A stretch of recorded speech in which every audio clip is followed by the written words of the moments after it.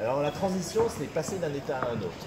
Et la transition énergétique, c'est de passer du modèle énergétique d'hier, où on est très consommateur de combustibles fossiles, et en plus en France, très consommateur d'électricité nucléaire, à un modèle où on va être d'abord moins consommateur d'énergie, en règle générale, et l'énergie qu'on consommera devra être de l'énergie renouvelable, en travaillant sur toutes les sources d'énergie possibles. Et je pense que cette transition énergétique, elle est porteuse aussi de réappropriation par les territoires, par les acteurs des territoires et par les citoyens de la question énergétique qui avait été en quelque sorte confisquée par un système hyper centralisé. Et l'énergie étant quelque chose qui irrigue l'ensemble de la vie des territoires, l'ensemble de la vie quotidienne, du matin au petit déjeuner jusqu'au soir à la séance de cinéma, c'est vraiment important que les gens s'approprient cette question de l'énergie. Alors pour vous, quel est le rôle des métropoles dans cette transition énergétique? Les métropoles, c'est des centres qui concentrent beaucoup d'activités humaines, beaucoup de transports, beaucoup d'activités économiques, et donc qui sont des centres de consommation nette d'énergie. Il sera difficile pour ces centres de devenir autonomes en énergie ou ce qu'on appelle énergie positive. En revanche, c'est des lieux où il y a des gisements d'économie d'énergie très importants. Et donc la métropole, elle a une mission d'animer son territoire pour faire en sorte que tous les acteurs, les habitants, les acteurs économiques réduisent considérablement leur consommation d'énergie, beaucoup dans le bâti, beaucoup dans la mobilité, mais aussi dans l'ensemble des activités.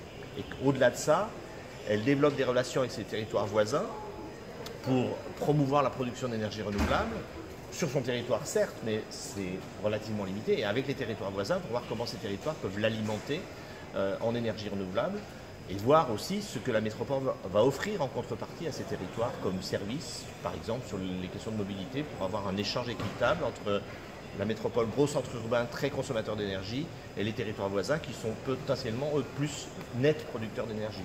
D'accord. Et alors par rapport au grand débat que propose dans métropole donc jusqu'au mois de mars, comment vous pourriez inciter les habitants à prendre parti, à s'impliquer dans le débat? En leur disant que l'énergie, c'est leur quotidien et que c'est leur futur. Leur quotidien, ils consomment de l'énergie tous les jours et ils peuvent choisir la quantité d'énergie qu'ils consomment. Ils peuvent faire évoluer leur mode de vie, leur mode de consommation pour consommer moins d'énergie et puis surtout aller progressivement vers des choix énergétiques qui seront plus favorables à demain, notamment en allant vers les énergies renouvelables. Eux-mêmes, pourquoi pas devenir producteurs d'énergie. Les investissements citoyens se multiplient partout en France, pourquoi pas également sur la métropole et autour de la métropole, pour justement faire en sorte que les acteurs de la métropole se réapproprient encore une fois cette question de l'énergie. Aujourd'hui, notre rapport à l'énergie, c'est quoi? C'est la facture qu'on paye à la fin du mois. Et on peut avoir la main sur cette facture, on peut non seulement avoir la main sur cette facture en réduisant sa consommation d'énergie, mais pourquoi pas être demain coproducteur d'énergie, s'associer, travailler, trouver des liens. Et je suis intimement persuadé qu'il y a une composante démocratique avec un grand D dans la transition énergétique, c'est-à-dire que quand on commence à parler ensemble de comment on peut réduire notre consommation d'énergie, comment on pourrait produire à partir des ressources renouvelables accessibles localement, on va recréer du lien, on va créer de la réappropriation sur le territoire et on va participer à la décision publique. C'est de la belle démocratie. Merci beaucoup. Merci à vous.